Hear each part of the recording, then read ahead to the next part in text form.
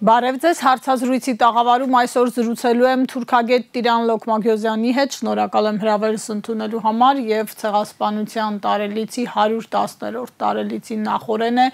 մեր թեման իհարկե հայոց ցեղասպանության ճանաչման խնդիրն է, այն քաղաքականությունը, որը այսօր վարում է Հայաստանի իշխանությունը, ըստ էության ուրացման քաղաքականություն եւ հայ-թուրքական իբրև թե բանակցություններ, որոնք որևէ արդյունք չեն տալիս, բայց սկսենք այս օրերին թուրքական տեղեկատվական դաշտում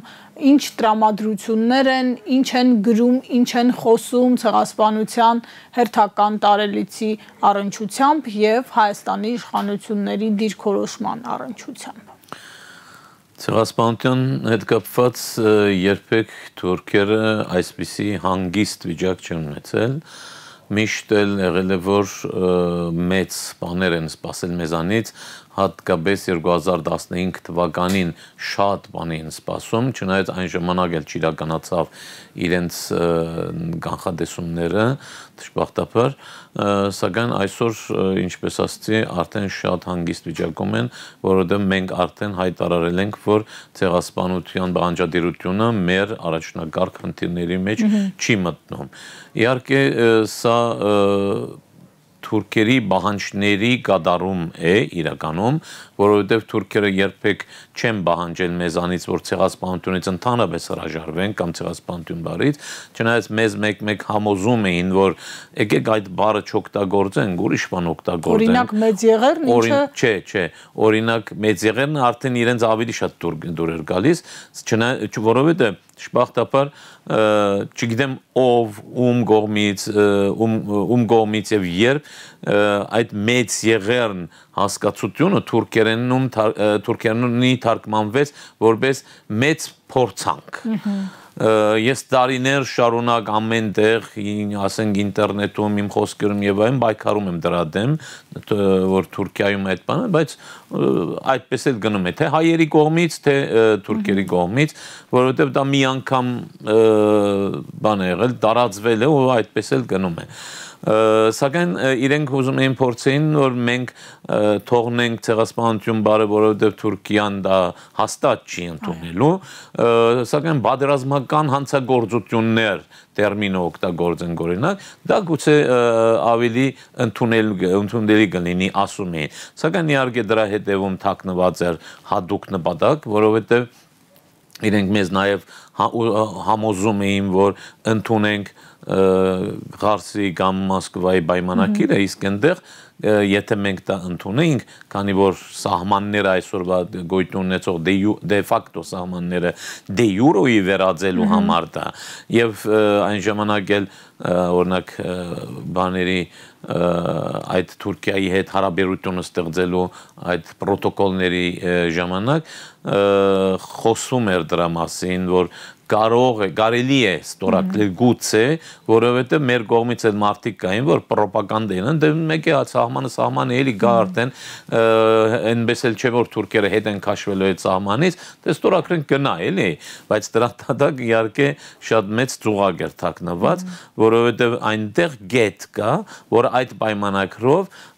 ներվում են բոլոր պատերազմական հանցագործությունները։ Եթե մենք ընդունեինք պատերազմական հանցագործություն տերմինը եւ ընդունեինք նաեւ Ղարսի պայմանագիրը, վերջացած կլներ այդ ամբողջ հարցը, թե խաչ կքաշեինք Արևմտյան Հայաստանի վրա, թե խաչ կքաշեինք բանջարդիրության վրա։ Իրենք մեզ համոզում էին, որ ոչ թե ցեղասպանությունից եւ այլն հրաժարվել, որ եղել է այդպիսի բան, այլ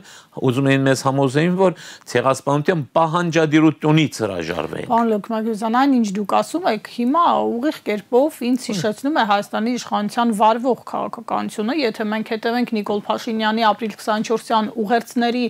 տրանսֆորմացիային իշխանության գալուց ի վեր վերջին տարիներին, հատկապես 21 թվականից հետո, իսկ առավելապես 22, 23, իսկ 24 թվականի ուղերձ ուղղակի խայտառակություններ, այնտեղ առավելապես օգտագործումը մեծ եղեն ձևակերպումը հնարավորինս խուսափում է ցեղասպանություն տերմինից, խոսում է Օսմանյան Թուրքիայի մասին, իսկ վերջին տարում 24-ին ընդհանրապես Թուրքիայի մասին չէր խոսում, ոչ Օսմանյան կայսրության, ոչ էլ առավել եւս ժամանակակից Թուրքիայի, եւ իր հայտարարությունը, այդ խայտառակ հայտարարությունը շվեյցարահայ համայնքի հետ հանդիպմանը դրա մասին էր, եկեք հասկանանք ինչ է եղել, իսկ միգուցե ցեղասպանություն չի եղել են ջարդեր, ինչպես թուրքերն են ասում, կամ եղել են ձեր նշած ձևակերպումը պատերազմական հանցագործություններ, այսինքն հիմա Հայաստանը ունի իշխանություն, որը գործնականում թուրքական թեզեր է շրջանառում։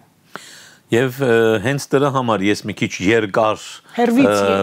բացատրություն տվեցի, որովհետև մինչև այդ բացատրությունները չտաս, այդ մանրուքների մեջ է թաքնված ամեն ինչը, մինչև այդ բացատրությունները չտաս, այդ խոսքը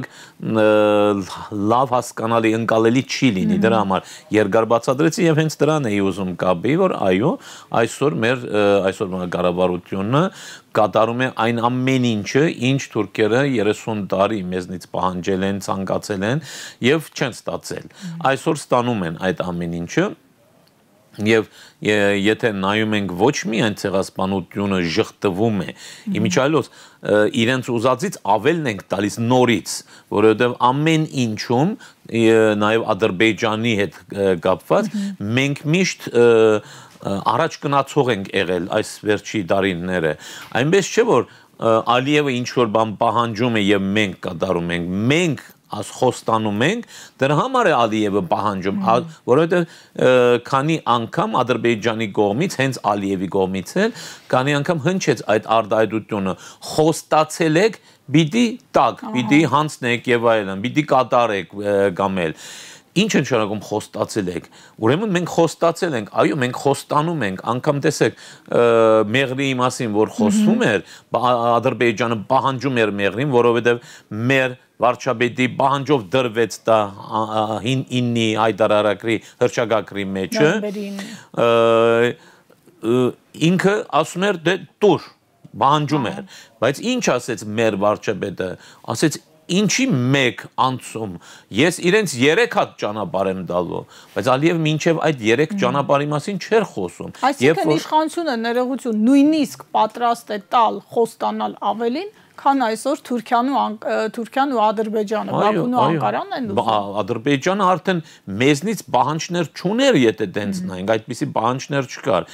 Մենք մի բան տալիս ենք, նա էլ սկսում է պահանջել։ Այս անգամ մենք երկուքն ենք տալիս, նա էլ այդ երկուսն է պահանջում, հետո 3-ն ենք տալիս, 3-ն է պահանջում, այսպես առաջ գնում։ Հիմա Թուրքիայի հետ, Թուրքիան դեռ ոչ մի բան չի պահանջում։ Թուրքիան ասում է գնա հարցերը տուծի Ադրբեջանի հետ, հետո կգաս, հետո կասեմ իմ պահանջները ասում է։ Իհարկե այն Հայաստանը, որ Ադրբեջանի բոլոր պահանջները կատարել է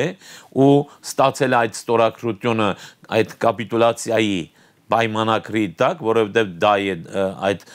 խաղաղության պայմանակիր կոչվածը, դա կապիտուլյացիայի պայմանակիր է, որովհետև ինչ այնտեղ կա, տեսնում ենք, որ բոլորը կապիտուլյացիայի կետեր են, այսինքն կատարում ենք այն, ինչ որ ադրբեջանցիները ցանկանում են։ Եվ հետո գնանք Թուրքիայի մոտ, այն ժամանակ Թուրքիան իր պահանջներն է թելադրելու արդեն թուլացած եւ ամեն ինչին պատրաստ, ամեն ինչ հանձնող տվող Հայաստանից։ Եվ պարոն Լոկմագյուզյան, հայ-թուրքական հարաբերություններում այս իշխանությունը ասում է առանց նախապայմանների է գործընթացը, ահա դա ձեզ մոտ նույնիսկ քմծիծաղ առաջացրեց, որովհետեւ իրենք արդեն իսկ այս գլխից այդ նախապայմանները ստացվում է թե կատարել են։ Ցեղասպանության մասով ուղակի ունենք ոչ միայն ճանաչման պահանջատիրության գործընթացը չհետապնդող քաղաքականություն, այլև հակառակը ուրացման միտումներ ենք տեսնում ուղղակիորեն, Արցախը հանձնված է Ադրբեջանին եւ այստեղ էլ ինչ է մնում, որ Հայաստանը չկատարի, մնում է երևի ներսում ազգային ուժերի դեմ պայքարը, ինչը էլի մղում է իշխանությունը, թիրախավորվում են մասնավորապես դաշնակցությունը որպես հիմնական ազգային ուժ, որը նաև Սփյուռքում ունի իր կառույցները եւ որոնք հետապնդում են հայկական օրակարգերը, այսինքն ամբողջ ծավալով կատարում են։ Հենց դրա մասին էր իմ խոսքս, որ ասում էի հետո գնալու են Թուրքիայի մոտ, դեռ Թուրքիան իր պահանջները այդ 30 տարի դնում եմ դե իր պահանջները մեր առաջ, բայց այս պահին իր պահանջները դեռ չի տրած մեր առջև եւ վստահ եղեք, որ այն 3 գլխավոր պահանջները որ կային, դրան ավելանալու են նաև ուրիշ պահանջներ, երբ որ արդեն այս հարցը լուծենք Ադրբեջանի հետ, աստված տա որ չկարողանանք լուծենք, ու գնանք Թուրքիայի մոտ, բայց արդեն այսօրվանից մենք այդ սիգնալները, այդ մեսեջները տալիս ենք Թուրքիային, թե մենք կատարելու ենք քո բոլոր պահանջները, որովհետև այն պահանջները, որոնք իրենք 30 տարի է մեր առջև դնում են, արդեն կատարում ենք։ Այսինքն, մենք նորից առաջ ենք անցնում, դեռ Թուրքիան այս կառավարությանը պահանջ չներկայացած, միակ պահանջն է, որ գնա հարցերը դուզե Ադրբեջանի հետ, դու գաս։ Դեռ պահանջները չներկայացած, մենք արդեն գիտենք նախկին պահանջները եւ ասում ենք, որ այդ արդեն կատարում ենք։ Տեսեք, Արարատը մեր ամենաբարձր սարը չէ։ Դա ինչ է նշանակում։ Արևմտա Հայաստանը մեր այսօրվա Հայաստանի արևմտյան տարածքներն են, ասում է, չկա Արևմտա Հայաստան, պահանջադիրություն չկա, ոչ հողային առումով, ոչ ցեղասպանության հետ կապված, որովհետև ասեց նաև, որ ցեղասպանության հարցը մեր առաջնակարգ խնդիրների մեջ չէ։ Եթե առաջնակարգը չէ, քանի երրորդ կարգի վրա է, եւ ընդհանրապես գա արդյոք մեր օրակարգում ցեղասպանության պահանջադիրությունը, ինչպես որ դուք էլ ասեցիք, արդեն ցեղասպանությունն է, եւ տեսեք, այստեղ նորից Միքայել առաջ են գնում։ Թուրքը չի ուզում, որ չէր ուզում, այսինքն ավելի ճիշտ է 30 տարի, որ մենք ցեղասպանությունից հրաժարվենք, չասենք, թե ցեղասպանություն կատարվել է եւ այլն։ Միայն թե պահանջադիրությունից ուզում էր մեզ հրաժարել տալ։ Սակայն մենք այսօր արդեն ասում ենք, գասկածի տակ ենք դնում արդեն ցեղասպանության փաստը։ Այս սկսեց ամեն ինչ, չէ, հարց ուղղելով, թե պետք է արդյոք քանի հոգի է մահացել, զոհերի անվանակարգ, զոհերի անունները, անուն ազգանունով պետք է նշենք, պատկերացրեք, այո, աբսուրդ։ Եվ այնպիսի աբսուրդ է, որ նման բան 100 տարի է թուրքերի մտքով չեր անցել։ Պատկերացնում եք, հայի մտքով է անցնում եւ դնում է սեղանի վրա, թե հիմա սա որ ասես, առաջ քաշես այդ հարցը,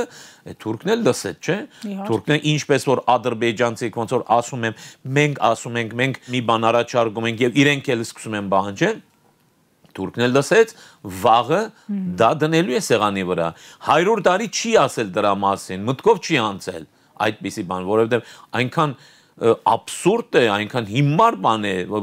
ով կարա ցեղասպանության ենթարկված մարդկանց, միլիոններով մարդկանց անուն ազգանունը նշե։ Մի բան, որ նույնիսկ 44-օրյա պատերազմի զոհերին այս իշխանությունը չի անում ու հավանաբար չի անում հետևողականորեն մոռացության տալու նաև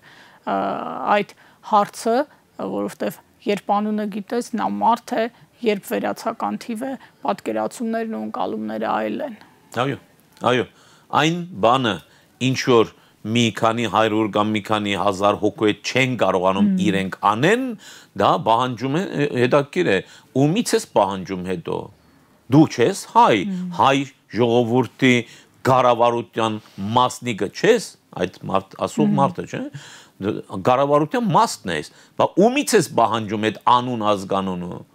Ընդհակառակը ես կարող եմ քեզնից այդպիսի տվյալներ պահանջեմ, որովհետև պետության ամենաբարձր դեղում ես նստած, կառավարում ես, ղեկավարում ես այս պետությունը, քեզնից պետք է այդպիսի բաներ պահանջել, ոչ թե դու ինձանից։ Ումից է պահանջում, դա դել օդի մեջ մնաց, դա չգիտեմ։ Խնդիրը դա էր, որ հարցականի տակ դրվի եւ թուրքերին լավություն արվի դրանով։ Եվ այսպես տեսնում ենք, որ մեր իշխանությունները Թուրքի համար ավելի լավ են աշխատում, քան թուրքը։ Այսօր այդ կետին ենք ասել։ Եվ արդեն, ինչպես որ ասեցիք, արդեն կասկածի տակ է դրվում, թե դա ցեղասպանություն էր, թե գոտորած էր, ինչպես դա նույն թուրքական պաշտոնական պետական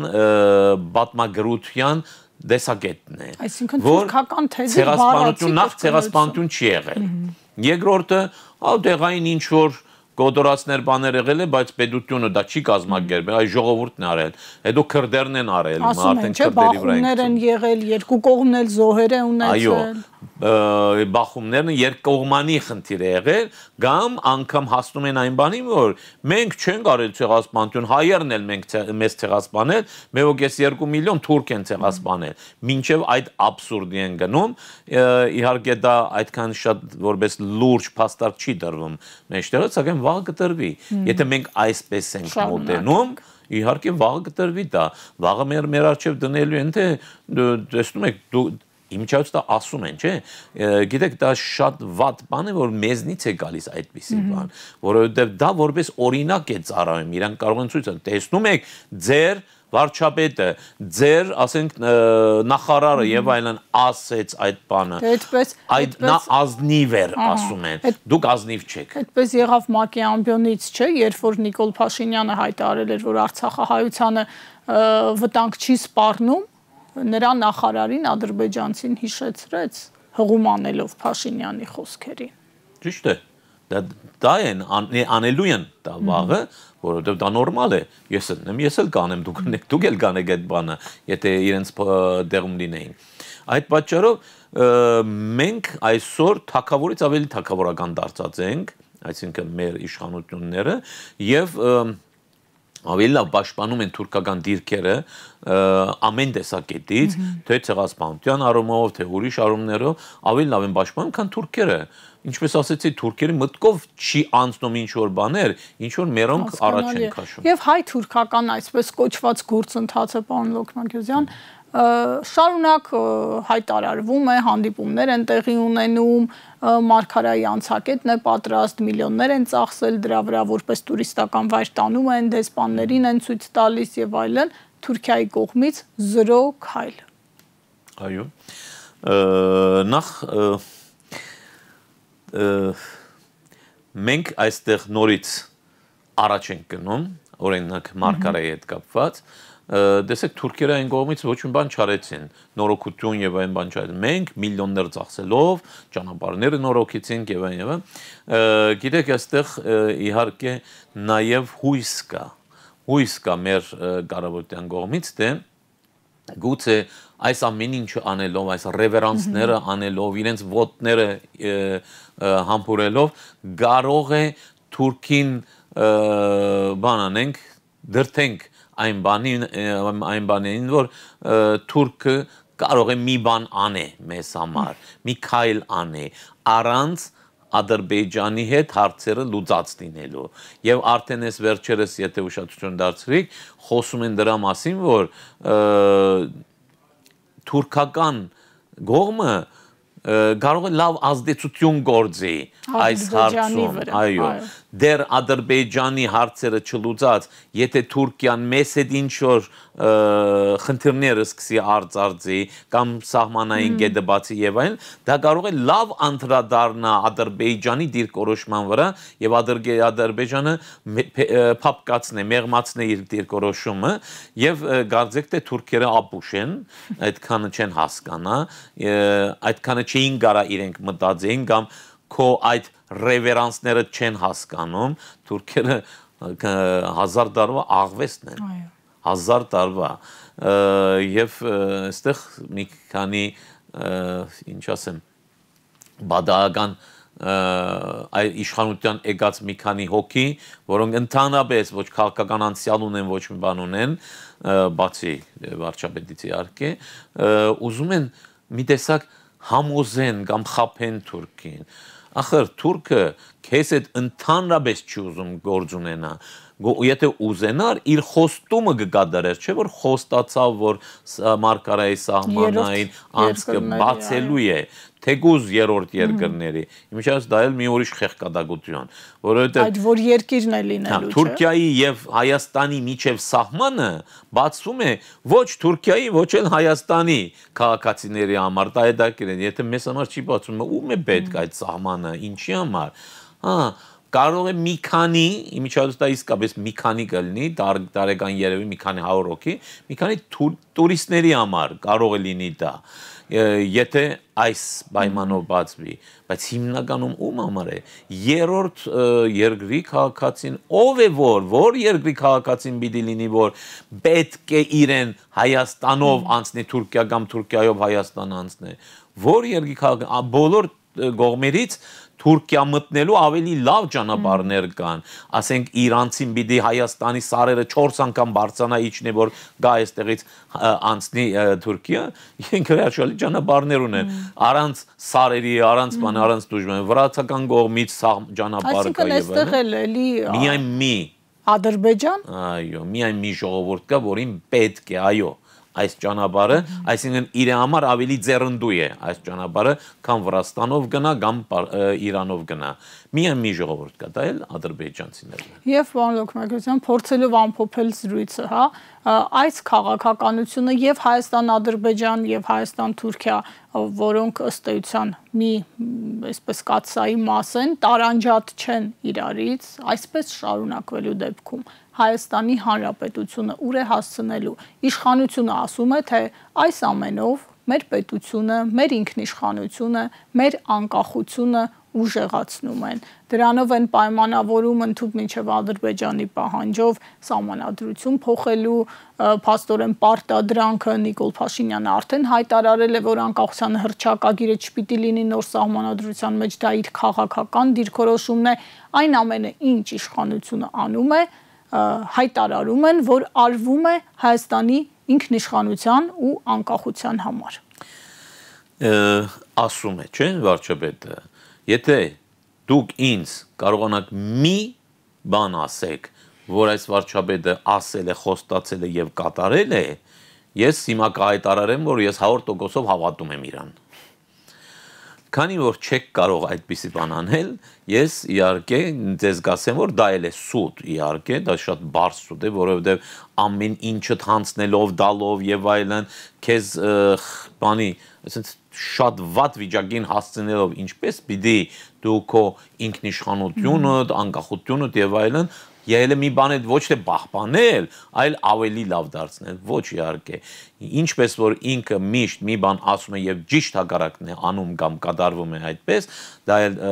այսպես է, այս խնդրում է, ինչ որ ասում է մեր ինքնիշխանության հետ կապված, մեր պետականության հետ կապված ճիշտ հակառակն է լինելու, եթե մենք այս գործընթացը շարունակենք։ Իմիջիայլոց ասեմ դա քանի տարի է, երբ ինձ հարց էին տալիս, թե լավ, սրա վերջը ինչ է լինելու, ինչին ենք հասնելու, ես միշտ ասում էի, այսօր էլ նույն կարծիքին եմ, եթե այսպես շարունակվի, կամ դառնալու ենք Թուրքիայի վիլայետ, կամ դառնալու ենք Ադրբեջանի խանություն։ Երրորդ ճանապարհ չկա։ Շնորհակալ եմ, իհարկե շատ վատագույն սցենար էր եւ ակնկալենք, որ այդ սցենարը մնալու է միայն սցենար։ Շնորհակալություն, հարցազրույցին սպասեք վաղը։